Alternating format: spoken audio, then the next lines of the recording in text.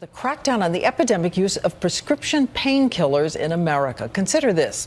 The United States, just 4.5% of the world's population, consumes 99% of the world's hydrocodone, the opiate in Vicodin. Vicodin, the single most popular painkiller in this country. So what is the big new thing the government wants to do? ABC's David Curley tells us. It's an epidemic of addiction. Pharmacy robberies where brazen crooks are stealing Vicodin and other drugs, a symptom of this growing addiction to painkillers.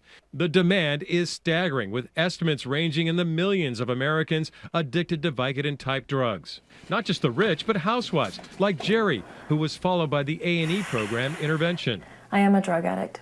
Now it's close to 20 pills a day. But if abused, these pills for pain can also be deadly. Brandy Michaud, just 18 years old, took too much Vicodin and other drugs and died.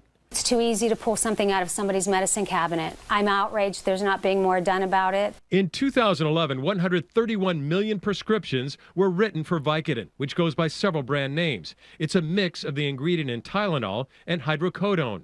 The Drug Enforcement Administration can't win the battle and is pleading to make it harder to get Vicodin. If it has more restrictive manners tied to it, it would help reduce the abuse potential. The drug agents want Vicodin to be moved up to the same category as cocaine, Percocet, and oxycodone.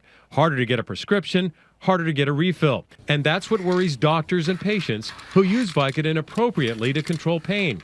If it's classified as a more dangerous drug, that could drive up costs for makers and doctors, more paperwork.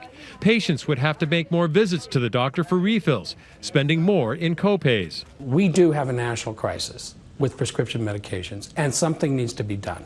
Balancing use that helps millions of Americans in pain against the abuse that leads to this. A recommendation comes tomorrow. David Curley, ABC News, Washington.